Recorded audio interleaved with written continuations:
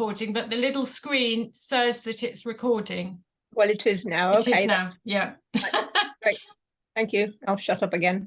Hi, I'm Cynthia and I'm in Edinburgh and I teach with the Shiatsu School Edinburgh. Okay, and we're going to be asking our third year students to do some work in the community this year as part of their year 3 course. So I thought it would be useful to get some information I could pass to them. Okay, thank you. Tracy? Hi, yeah, I'm based in North London, and Elaine got me here because she spotted on LinkedIn that I had just started working for a cancer charity. It's actually a Jewish cancer charity, and I provide a day a week of Shiatsu there. So I've been doing that for a few weeks. I've actually worked for them before a few years ago, a couple of years ago, and then stopped, and now I've gone back to it. And I do some other bits and pieces online of teaching self-shiatsu. And I also work part-time 2 days a week as a social worker, and I have done some shiatsu stuff for them, so it's really nice to be able to kind of cross over, and bring my stuff to other communities. Brilliant, thank you. Laura, you're the next one on my screen. Hello, I'm based in Glasgow as well as Karina. Hold on, I've just lost you all. I do apologise. There we go. Yeah, I qualified last year as well, and currently assisting Elaine with her second years. I also do work for the Glasgow Association for Mental Health. So I teach mindfulness, I do massage, and I also work for MND Scotland, so treating people with motor neurons. Brilliant, thank you. Gunisidi, have I pronounced your name correctly? Yes, thank you. I'm Gunisidi and I'm based in Glasgow, trained at the Glasgow School of Shiatsu. And yeah, got small practice in Glasgow. And I'm just really interested in this topic. I'd love to sort of take Shiatsu into the community more. So yeah, just come along. Thank you. Okay, thank you. Kirsty, you're next.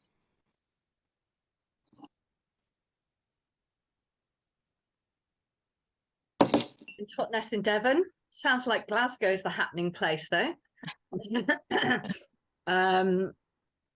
Yeah, I founded Shiatsu for Change, so we do work in the community and have funding to do so. That'll do for now. Thank you. That leaves you, Elaine. Okay, well, I'm Elaine, and I run the Glasgow School of Shiatsu. And you can see I had a 3-line whip on all my practitioners and students. Nah, not really.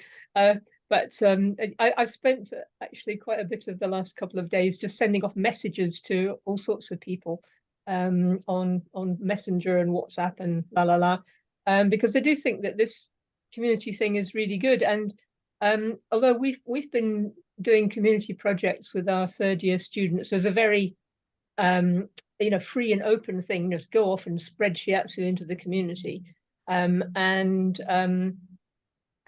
we had a little case study which Barbara put into the Beyond the Futon pack, just because I think not many people had contributed, so you ended up with ours.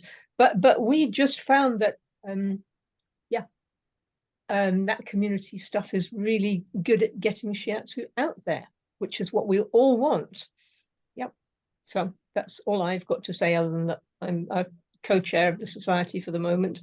And yes. Thank you. So the purpose of this evening really is to introduce the pack and just take you on a little guided tour of what's in there.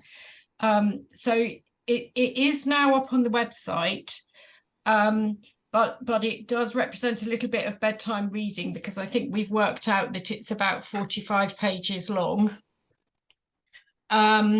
So that's why I think that it's maybe useful just to give you some ideas about what's in there and how that can support people. So the cunning plan is to have a little guided tour around that, and then probably more important is then to open it up to everybody, because the whole purpose of this is that, as Elaine said, you've had experience of taking Shiatsu out there. And I think that lots of people have, and the whole point of the exercise is to try and capture that and put it out there so that we've got a way of sharing good practice. So the idea of having this on the website is that it can continue to grow and people can share ideas. And at the end of the day, actually, I think that all of us would probably say that in our experience, the best way of getting Shiatsu out there is doing that networking. So if we can start the networking with us and then spread out, then hopefully that will help. So if the technology doesn't fail me, we now have a little presentation. Can everybody see that? Yeah. Wonderful. Okay. What are we seeing? Are you screen sharing? I am screen sharing. Can you see? No. No. No, No. Okay, hang on a second. Let me go back and ask it to share my screen. What I had just shared has vanished. Hang on a second. There we go. Yeah. Lovely. Are you now seeing my lovely presentation? No, we're seeing a thing No. that says Zoom. Are you? Yeah. That is actually not what that's not what I'm seeing. Okay. Can up on your desktop, can you have you got the Beyond the Futon pack? I have. Is that, are you now seeing it? There you go. You're Mhm. seeing it now. Good. Yeah. Third time lucky.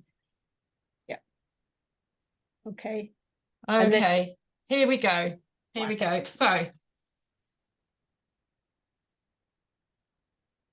Right. Okay. So as I've explained, we're just going to introduce the resource. So the idea is to have a look at the contents.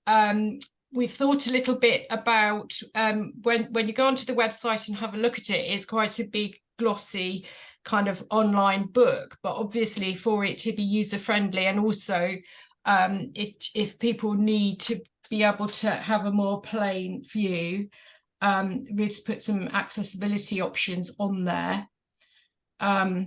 So I want some ideas about other things other than having it in a more plain form, whether there are other things that adaptations that people might find useful, so that we can provide that for people, and then some ideas about how we're going to move this forward, and then we'll open it to questions and discussion. I would say at this point that I can talk for England about services and how they're organised. So I might need Elaine to referee for me if I start going on too much. Okay. So just to introduce, when you go onto the website and go onto the members' resources, where there was the link to the initiative that was going on at University College Hospital in London, that has now changed to a community services link, and at the moment there is the Beyond the Futon pack, and also the pack that was on there before about UCLH Trust. So if you see this logo, that is the services pack. Okay, so what I've tried to do in approaching this is to try and break down how health and social care services are organised, because it's very complex, and it's sometimes difficult to know who is the right person to talk to, depending on what it is you want to be doing. So when you go on and have a look, there are sections covering all the different aspects of healthcare. So the most obvious thing, and the one that we were getting asked about quite a lot, was working in hospitals. So hospitals are basically autonomous trusts.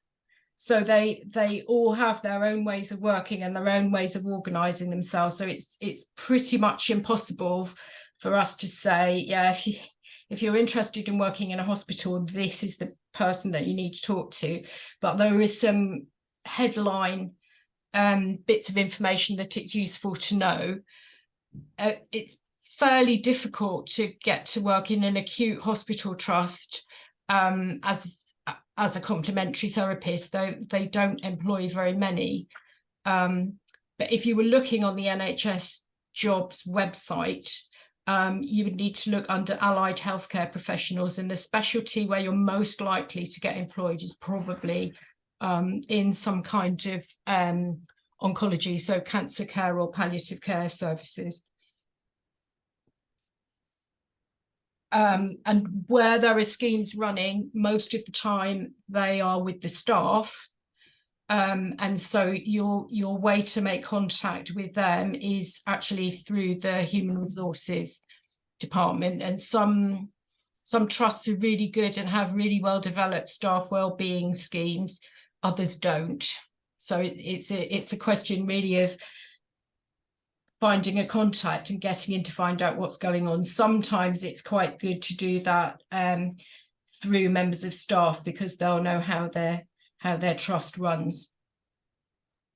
So that's hospitals, and there's lots of information in the pack about things like, if you go and work in a hospital, for example, then one thing that you would be expected to do even before you start is get yourself DBS checked, which they would organise, and also you have to sign up to the mandatory training that everybody has to do, whether they're employed or a paid employee or an unpaid employee. So safeguarding, data protection, health and safety, there's loads of it, and it tends to be online training. The good news is that if you needed to do that, that also counts as part of your Shiatsu Society CPD. So, and if you've done it, in some places it's transferable as well. So, or even if it isn't transferable because you've done it before, you can get through it a little bit more quickly. But they will explain those things to you. So the next few sections are about what happens outside of the hospital setting. And one of the things that prompted us, just excuse me a second, someone's waiting to come in.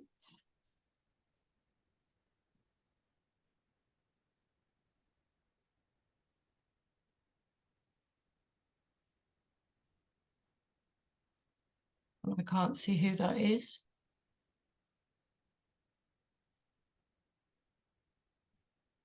I'm not sure. Okay, sorry about that. Yeah, in July of 2022, there was some new legislation brought in which requires everything that goes on outside of a hospital to be organised as one integrated entity. So I think you only have to open the newspaper to realise that actually nothing works as an integrated entity. But the cunning plan is that health and social care should now be working together, and they're under an overarching organising body called integrated care boards, so that the health and the social care are supposed to have the same targets and be organised and running together. So in terms of linking into those services, that has made it both easier and more complicated at the same time, really. So what we try to do in the pack is break those things down a bit so that it's possible to see how you can fit in. Well, first of all, how the services fit together, and also who are the most likely people to speak to if you need to speak to people.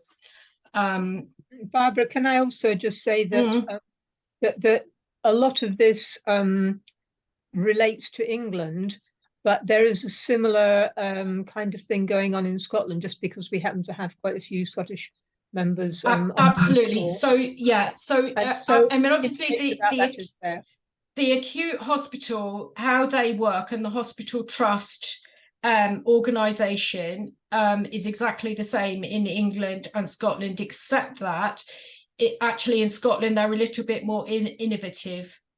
So there are things that begin in Scotland and then get imported to England and Wales afterwards, because they're seen to be a very good thing. And that goes for kind of both how services are delivered in hospitals and also clinical initiatives as well. So if you're ever looking, if you're doing research and you're looking for information, NHS Scotland is a much better place to start than NHS England, interestingly. But yeah, the idea of the integrated care boards has been put in place in England and Wales. It's going into place in Scotland and Northern Ireland, where they actually weren't able to put anything in place for a while because of the political situation. They are now also moving towards putting those things in place. And one thing that has been, from the point of view of trying to link in with services, one thing that is quite challenging in giving you guys information is that they wrote into the legislation that areas can work towards this according to the needs in their areas, which means that in some places it will be very well developed, and in other places they're probably firefighting and kind of doing things a bit more slowly. But anyway, going back to what I was saying, within primary care, I think that everybody has a good idea of what happens in a GP surgery. But gradually over time, and specifically since the integrated care boards came in, much more of what GPs do has been decentralized, and there are lots of other people involved in what's going on. So I think, I'm sorry, I can't remember who it was, but somebody was telling us in the introduction that they'd been working with social prescribers. So that's a very big area that has come in, and probably if we're trying to introduce Shiatsu and group work, social prescribers may be a better person to speak to than the GP, because the more long-term health conditions and things that are not immediately life-threatening are much more likely to be seen by people like social prescribers, clinical nurse specialists, and those type of people than they are by GPs. So we put some information in the pack about social prescribing and about what they do. And when social prescribing first came in, the social prescribers had a budget that they could actually give to their clients to try and enable them to take a bit more control over their health. I think that has changed a little bit, and the social prescribers are now much more in a kind of signposty advisory sort of role, but nevertheless they are people who would send you clients if they knew what you did, and very often a good way in is doing taster sessions. So social prescribers are very good people to link in with if you want to work with patients. Also in GP surgeries, as what they do is becoming much wider, a lot of the specialist organisations, so people have mentioned things like MND and mental health and that kind of thing, those specialists are very often based in the GP surgery or doing clinics in the GP surgery. So that's a good way of linking in with them. that there's another, and I think that it might have been mentioned in Elaine's case study. She'll tell me if I've misremembered that. But within the GP surgery, that all GP surgeries are required to have a patient participation group. And the idea of that group is to really give some power to the patient voice. So again, they're quite good people to go and talk to and raise the awareness of Shiatsu, because you can then get some influence with people asking whether those sorts of things can be available to people. And the main driver for patient participation groups is linked towards health promotion. So anything that is empowering people to take control of their own health, they will be very interested in promoting. My experience recently of patient participation groups is that because the GP surgeries are under such pressure, that in some places it's that you would need to make contact with them and then keep a bit of a watching brief until things are slightly less pressurized, but they're quite a useful part of the GP surgery to link in with.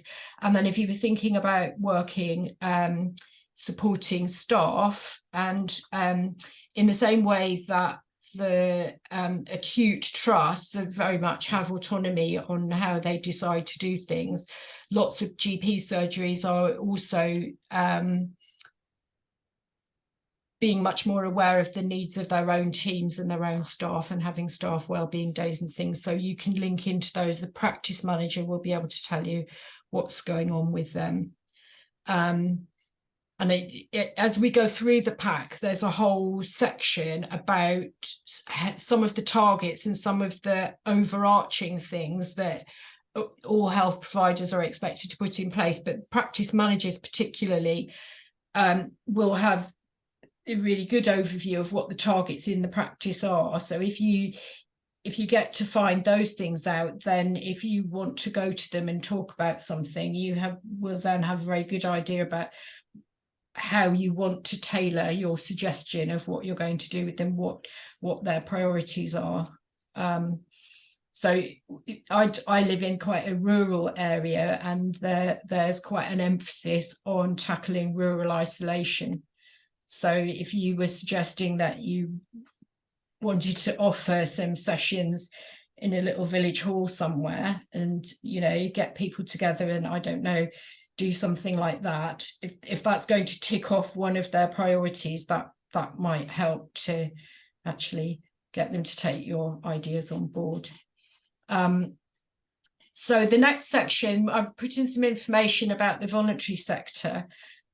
So the voluntary sector has really, since the early 1990s, been being given more and more responsibility for the actual delivery of lots of services, particularly I think to do with any kind of long-term health conditions, and it very much supports all the statutory services.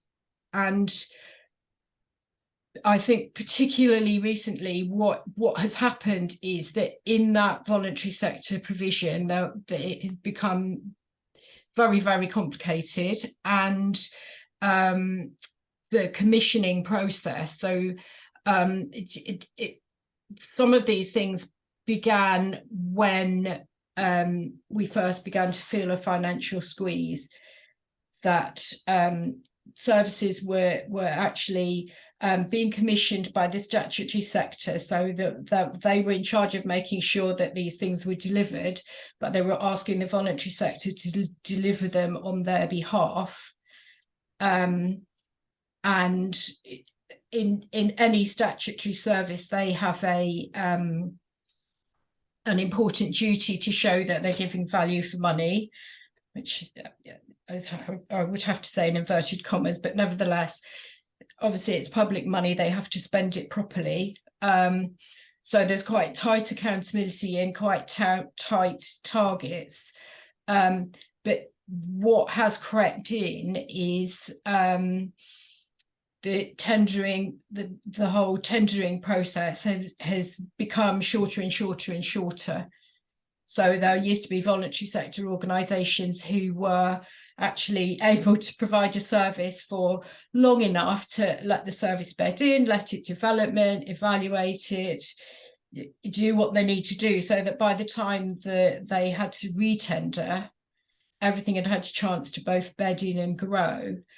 But that process seems to be becoming shorter. So very often funding is only available for sometimes even shorter periods than a year, but really quite short focused pieces of work. And then people have to retender. So for people like us who are trying to find out how they can link in, it becomes very difficult, because who was providing something the last time round may not be the same people who are providing it this time round. So you need a little bit of kind of on the ground intelligence and to be doing some networking and see what's going on. So for example, in some areas, the like mental health support hubs may have actually changed organisation running them several times in the last few years. So I think my advice would be go and speak to the people on the ground and find out how things are going, and they will probably be able to tell you when they're next up to rebid for their money. And that's why the things are very often changing. It also means that if you're looking at local information databases, they very quickly go out of date, which is a problem. And I will come on to talk about the voluntary sector support organisations, because they're your friend, really. Okay, so that's the voluntary sector. The other thing to say is that the hospice movement comes under the voluntary sector. So most hospices get a very small proportion of their money from the NHS, because the local authorities are actually, each local authority is at liberty to spend their money how they want, and the same with the integrated care boards. The exact proportion of how much they get will vary a bit, but basically even after COVID, when funding increased a little bit, most hospices are not getting more than about 30% of their funding from statutory sources. So there's a heck of a lot of fundraising has to go on.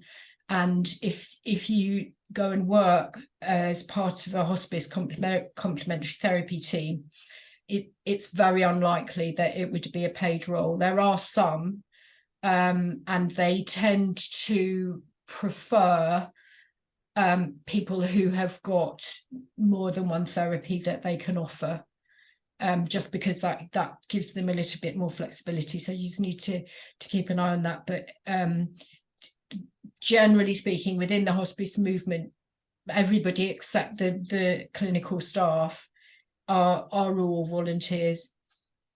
That's just how it works, really. I don't know what else I was going to say about that. Oh, only that probably of all the clinical specialities, palliative care they're the ones that are most open to trying all sorts of different things. And part of that is because the whole of the hospice movement is based on a very holistic principle of how you look at the person and how you meet their needs. And so they're already on the same page as we are on that one. So in clinical practice, for example, they're in palliative care, there's an idea called total pain, which is a way of encapsulating the fact that sometimes you literally won't be able to very easily unpack somebody's symptoms because they're so complex.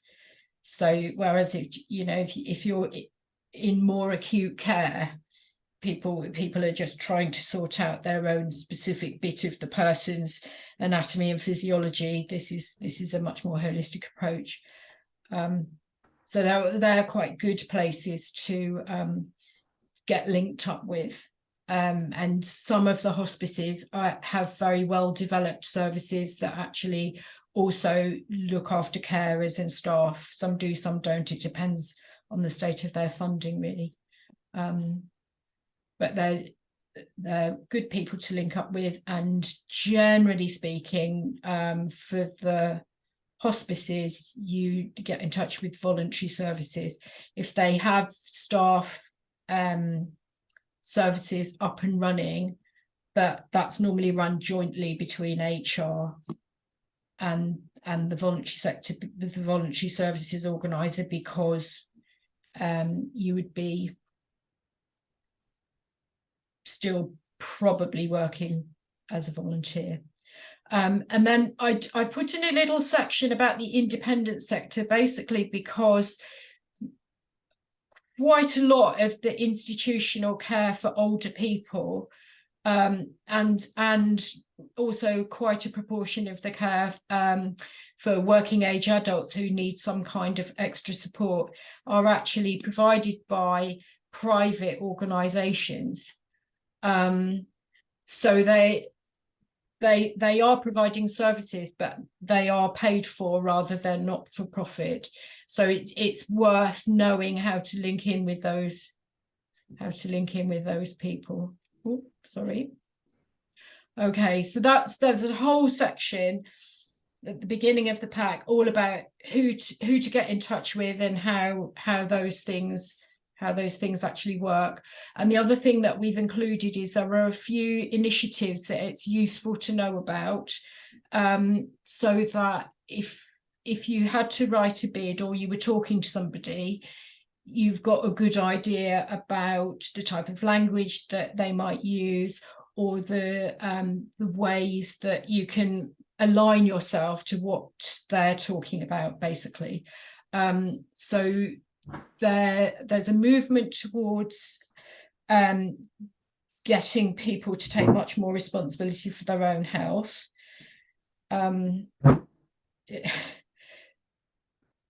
Those ideas have been around a very long time, but it seems like particularly after COVID, we lurched into a very medical model way of doing things. So we've got so many people out there needing access to health, and I think probably also quite concerned about what's going on, and people feeling quite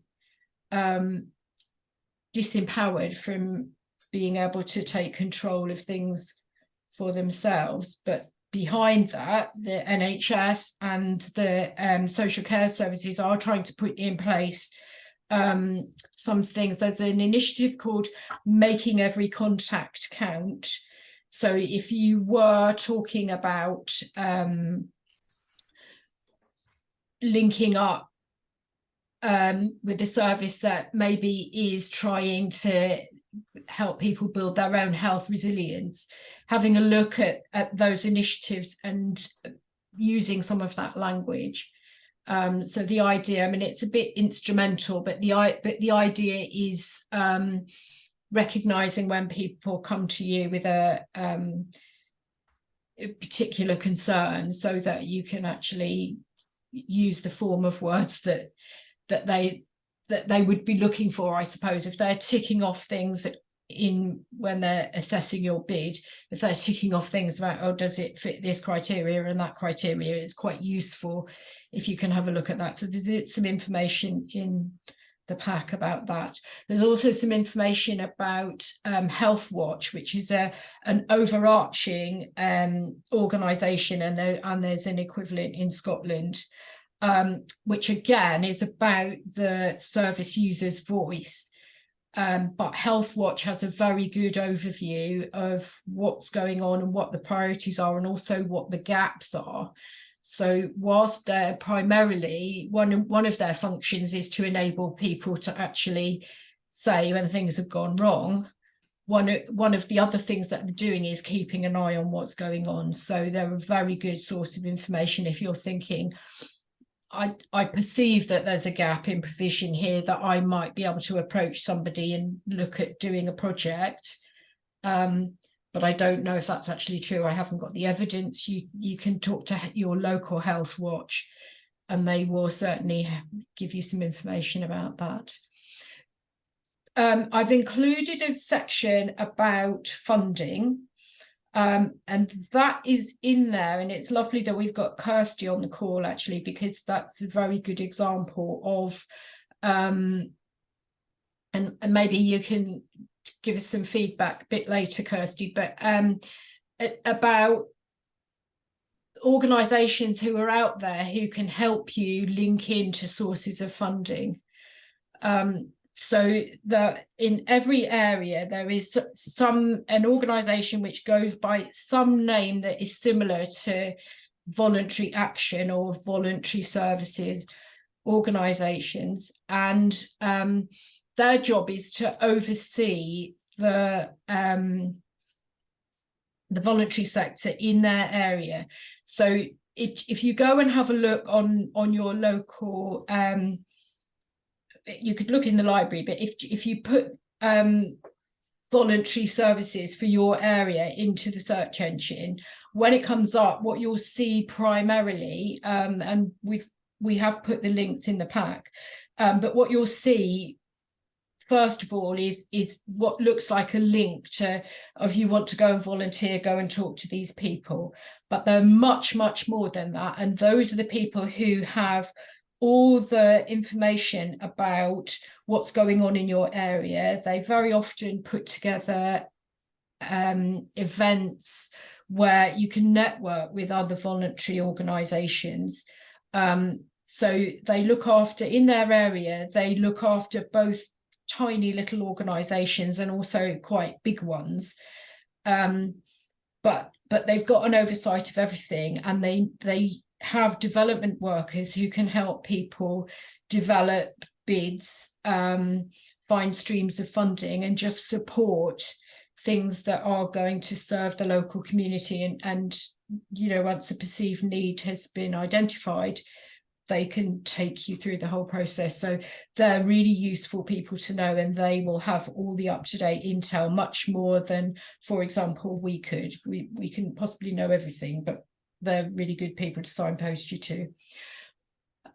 We then included some links to free courses. So they're online courses, but there are online courses around which are very useful if you've got an idea of a particular area that you would like to go and work in or provide support in. And sometimes that's useful if you're approaching an organisation that you can say that you've done a little bit of training, or you know, you've got some information about a particular area. Most of the ones that we've put on are about mental health, but there are also some links to courses that talk about how health and social care is now organised, just to give you an idea about where you might want to focus your efforts to an extent. And of course, that CPD can also be signed off against your Shiatsu Society CPD. You'll see when you have a look at the pack, one of the ways of accessing the free courses is to go on, particularly for Future Learn, go on to a kind of taster. So it's free, but you do have to set aside some time and get through the course before you have to pay for it. And with those, you don't get the certification, but the actual information is very useful. And one of the reasons that I include it is because I know that these courses are widely used in the NHS for nurses and paramedics to get their CPD done. and under those constraints as well, that you get notified that they're coming up and then they're open for 3 weeks, and could you plod your way through them, please? But it's good information, and most of them are developed. Some are developed by universities in the US or Australia, but most of them they're modules from UK universities, so it's very useful information.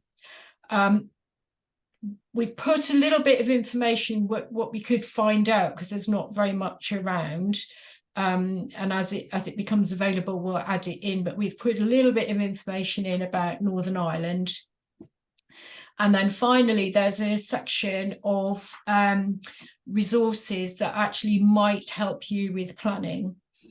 And I think the key one to mention, or the key ones to mention, are the fact that if you want to organise something through a local authority particularly, they will probably be very strict about their risk assessments and about their health and safety, and they may very well ask you to produce a great big risk assessment. So we've put a little bit of information about risk assessment and also a risk assessment tool in the resources pack, just to help if anybody needs it. Sometimes organisations will give you a risk assessment to fill in, but they don't always do that, so it's useful just to have that.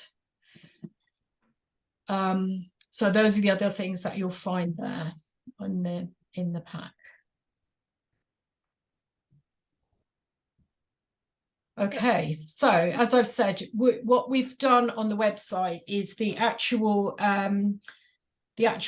booklet is sort of all singing or dancing, lots of images, but if you want to be using particularly the resources, a plain text version has been put on there for you to be able to use that. And I think we'd like to hear if there's anything else, any other adaptations that people would find useful in accessing the tool. So get back to us and let us know that.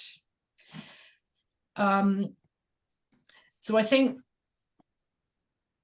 from our point of view, or from my point of view, the thing that I have found most useful getting out and about into the community, and I've kind of been forced to do this because I'm suddenly living 200 miles from where I started as a Shiatsu practitioner, there's no substitute for getting out on the ground and networking. So that's quite important.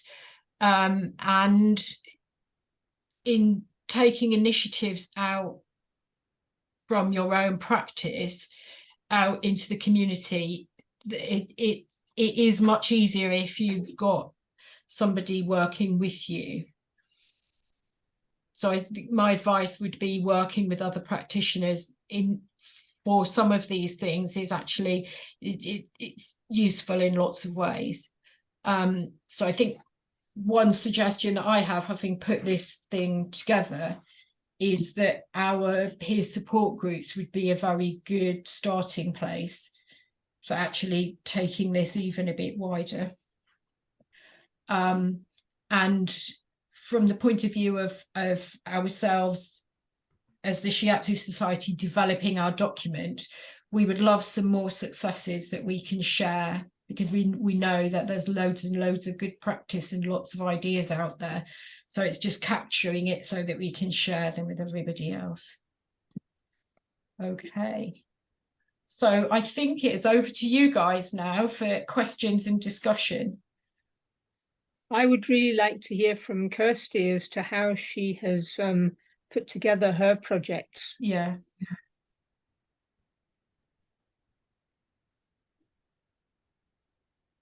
Yeah, great. Is there anything particular that you want to hear about, Elaine? Any particular aspect?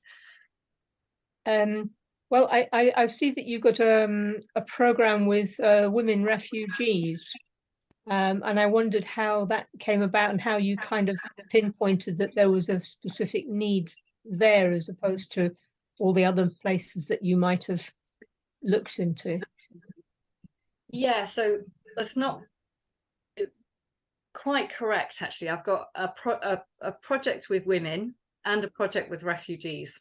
And the project with women was the project that Shiatsu for Change started with, and really that just came from most of the people that come to my practice are women, and then some, and seeing that not everyone could afford to pay the fees, and wanting to address that. So that, you know, that was the first project that we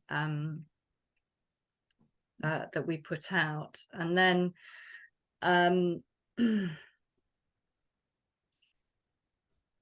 we did that for a couple of years, and then just looking at actually trying to access more of the need in the community.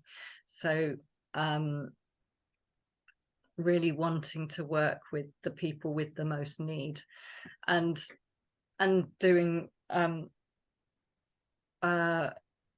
what you were suggesting of lots of networking in the community, and talking to people, and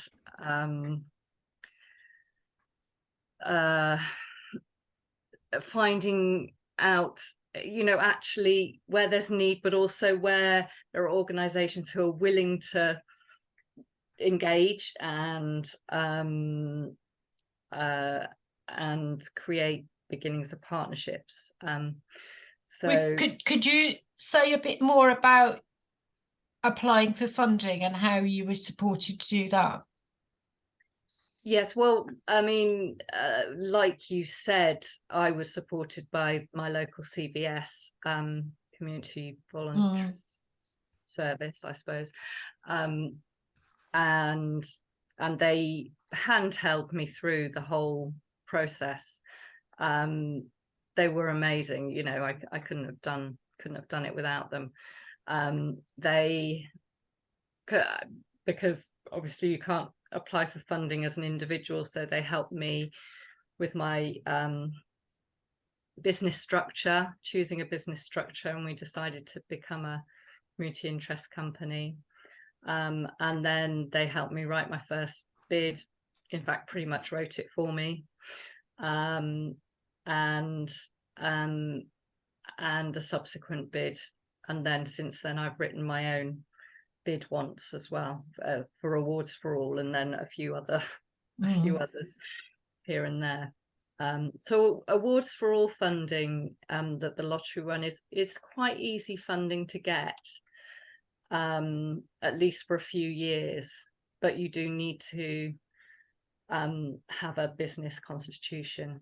So that's the bit that your local community service will be really helpful and supportive with. Yeah. Many quite areas of high need have development workers who also can link you into funding and help you with applications and things. So yeah, it seems to me that it's the funding and getting hold of the funding that is sometimes a little bit on the tricky side. Yeah. And although we're all very accustomed to doing things on a voluntary level, this is not good for getting, you know, food into people's bellies, but also for the professional standing of the profession, in fact. Absolutely. And one thing that certainly in the hospice movement happens all the time is that they are prepared to provide grant money for people to have acupuncture, but they haven't quite understood that actually they could provide exactly that same money for Shiatsu. So in some of those situations, I think it's even more important that we actually, you can feel really torn between knowing that people actually are going to benefit but not stepping into the breach and doing it for nothing because that's the only way of getting it done, because that in the long term, that actually, as Elaine says, doesn't really help. I just wanted to say that I've been really lucky with one project that I work with, where I do effectively self Shiatsu as a group, and I called it Zest for Life. And effectively, because I had a good trusting relationship with the community development worker, then she's put the funding in. So the funding, sometimes because you're that individual, then I guess in some ways you're almost seen like a sessional worker. Yeah. A certain amount of time. And then as the project's growing and it's popular, then, you know, effectively the community development worker looks for more funding, because I don't have, like, you know, social enterprise or something set up. And so that's also something, and that is awards for all, that was possible. For some of that was reallocated because of COVID as well, and it was more, I think it was easier to do. And so some projects do have a pot around well-being. Yeah, absolutely. So sometimes then it's possible to, if they see, if there's they maybe see once or twice that you've given a session, maybe for a small amount of money, initially just a taster, and then they see it because it's popular, then it's possible to try to look for funding that they do rather than you have to do directly. But it's true, that sustainably, it's also good to have that, like what you do, Kirsty. Absolutely. And the other thing is that in those groups, when the group members are actually seeing the benefit of what you're doing, and then if they're asking for it, that's rather different, and that leaves you out of the loop. So someone else has put in place the group, and then they're just asking you, paying you to run it. So that's the other way to go, is grow it from the bottom up. And there's a lot of emphasis, things like Health Watch and the patient participation groups, that is supposed to be coming from the patients themselves. So that's a good way to go as well, is to get them to ask for it. Sometimes that's quite effective if you want to work with people with mental health challenges as well. I'd also like to say that the networking thing is so important. So when we did our little project, that is one of the case studies in the pack, about working with staff in a GP surgery on the south side of Glasgow. It was actually through what we call in Scotland the link worker, which is the same as a social prescriber. They came to us via another COVID project that we'd done, and they were so pleased with the whole thing that they said, look, can I forward your name to all the other link workers in Glasgow, and then other surgeries can benefit from this? At which point I have to say, I kind of went, oh my God, you know, I don't think we've got enough practitioners and people around to service this. But it is it is the kind of thing that if you get a successful project in one area, then it may have a snowball effect. And so it's good to have not just yourself, but a kind of a team of people round about who would also might be willing to be involved in that. Yeah. And I think, I know Kirsty was saying about a community interest company. The development worker that I was working with advised that we could make ourselves an unincorporated organisation, which meant that we were actually responsible for what we did ourselves, so that if anything happened, then we had to cover, you know, whatever it was. So if you're running a project and you don't need a big injection of capital or anything like that, if you can keep it ticking over in a simple sort of way, you need a committee, a chair, a treasurer, and you need to have an AGM once a year and keep your accounts. But that you can start as simply as that.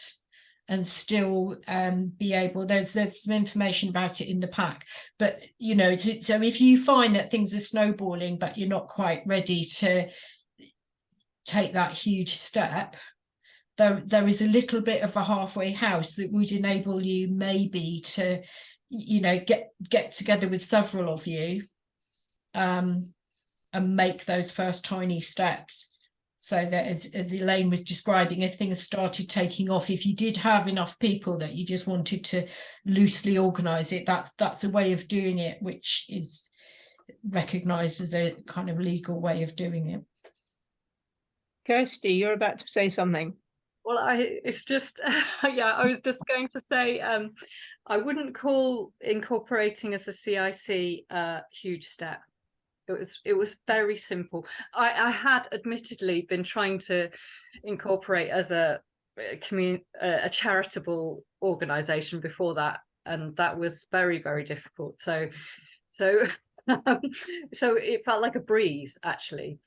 So I wouldn't be put off by that, and the association that you were mentioning is of course a simpler business structure, but I wasn't a big deal, basically. Yeah, that's good. great. That's good to hear. Yeah, thanks for saying that, Kirsty, because I mean, I run my Shiatsu school as a limited company, and you know, people say, oh my god, how difficult, but it's not very onerous.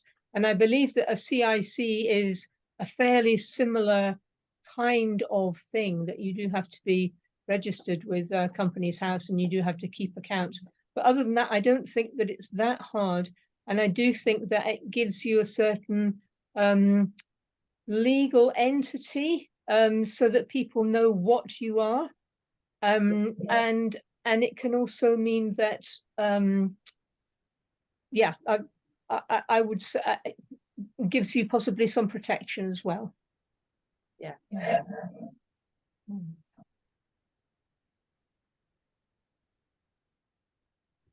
I was going to ask you, Kirsty, but maybe it's sort of been answered, but was it why you went for the CIC structure? Was there a reason that you chose that? Or was it just the advice of the voluntary board? I mean, I went for a CIC structure because I got turned down by the by Charities House, who wanted me to prove the efficacy of Shiatsu, which sadly is beyond my ken. Yeah, and a CIC, they're liked. I mean, I was just told by the CVS that they're generally quite liked by funders because they're a bit more, they've got a bit more substance than an association. Yeah, but you know, you can still get funding as an association. I think also there was a longevity question. It was like, well, if you just want to apply for Awards for All once, then yeah, do it as an association. But if you want to take this into the future, then you might as well become CIC, because you'll probably have to do it sooner or later. Yeah. Yeah, great, thanks. Yeah, that's actually an interesting thought, because it does have sort of implications for areas like, for example, Glasgow or London or Leeds or Bradford or whatever, that practitioners could join together as a CIC and then work together to do community groups and to get Shiatsu more well known in their particular area. And so that might, you know, so acting as a kind of a hub, if you like, for Shiatsu within a particular town or a particular area.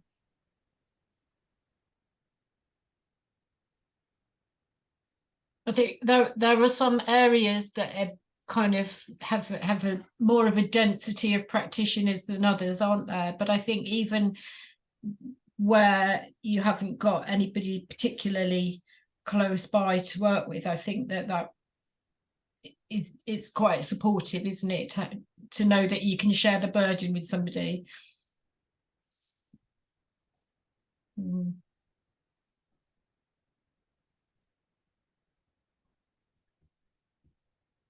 So we've kind of run over our hour. Has anybody got any more questions or comments?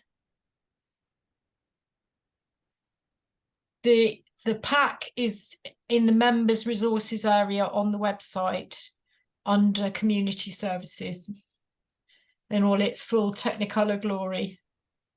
Yeah, you have to kind of there's a page there talking about what the pack is about, and then if you go down to the bottom, then there is a PDF that you can download, which Ruth, bless her, has been doing wonderful work on over the last week and has made, I think, a really nice job of it.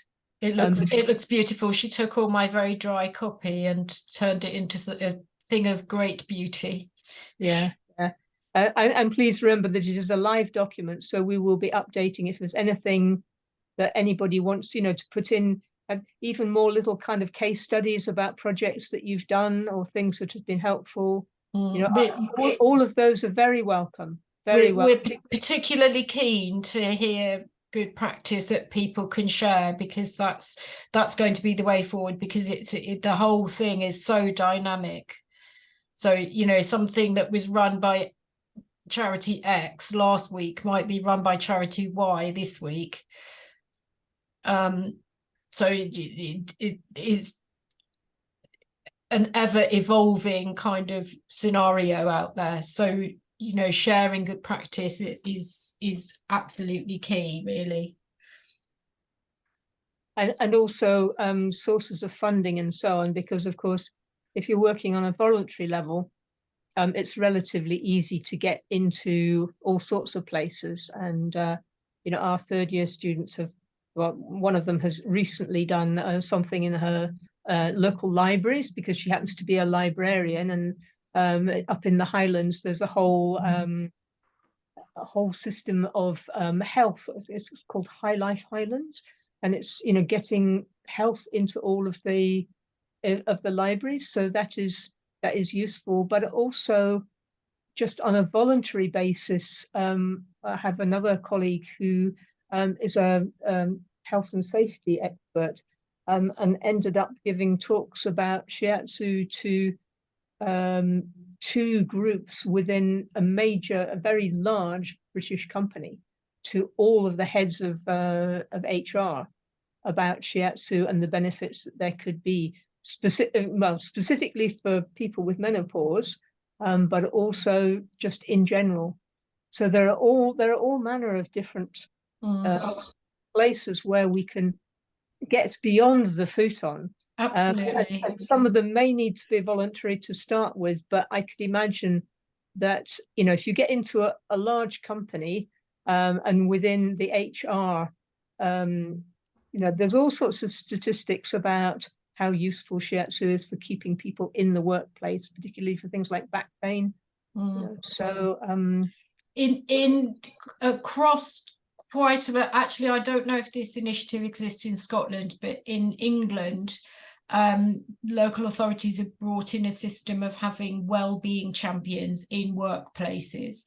So the well-being champion in the workplace is actually a volunteer, linked into human resources, but for the company or the organization to get accreditation as for having their well-being champions, and that you can get bronze, silver or gold, they have to hit targets under a whole variety of different areas. So there's pretty much all of those Shiatsu can be used for. So talking to HR and linking in with companies' well-being champions is another quite good idea. And for the companies that are wanting to go particularly for silver and gold accreditation, they would have funding in the pot for that. So your sessions would be funded. Right. But there's information about that in the pack. Good. And the wellbeing champions will have been trained in making every contact count, which means that when you go and talk to them, they will be trying to have a healthy conversation with you, but only in 2 minutes. So of course a nice hour-long shiatsu treatment is a much better idea. Or even 20 minutes on a chair. Absolutely. Jolly good.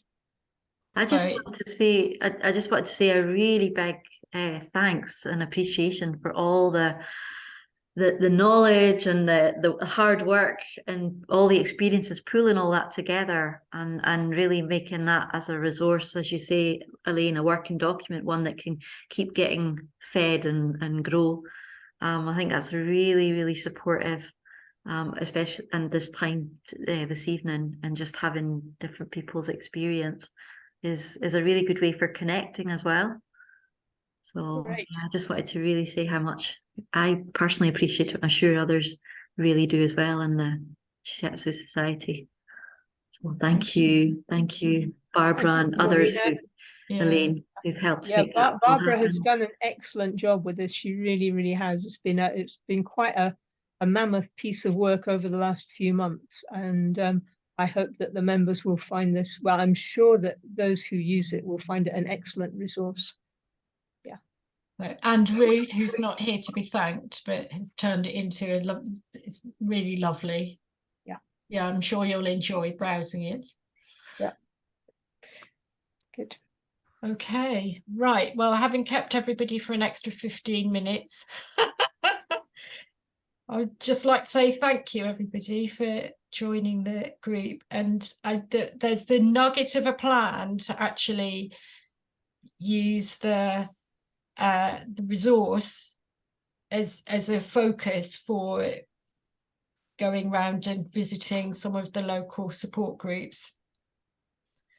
So it's under discussion, but maybe if we're meeting up in person and actually then we can move it on a bit more. And if from the society, if we're going around visiting local groups, we can gather up information and bring it back as well to feed into the document.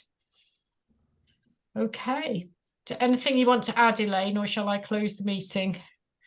No, I would just like to say thank you very much to everybody who has come and who has contributed, and I'm sure we've all got lots of ideas from this, but also, you know, maybe those of you who are already involved in things like Tracy and Liz and so on can and Kirsty can, you know, just, I know Kirsty has got a whole big thing on the website about Shiatsu for Change, but you know, even it's, you know, small pre-seed things just to give people a little inspiration. That's what we need to take Shiatsu out there, because that's what we all really want to do.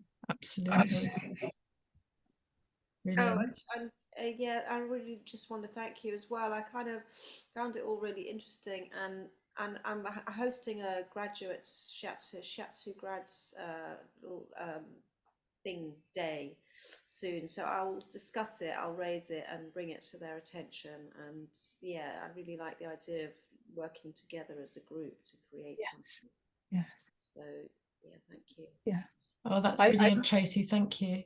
Yeah, good. And that apparently that fits in with the feeling of the year that we have just gone into, the year of the rabbit, which is a communal year, according to the chappie who was on Everything Shiatsu last Friday, which I have to say, if you haven't watched that one, that's a good one to go and visit. Oh, I've got it on my list. Yeah. Good. Okay. Brilliant. Great. Okay. Thank you very much. All right then. Thank you so much, everybody. Good night.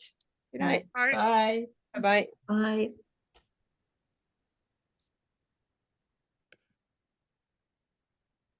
Right. Stop recording. Oh, stop.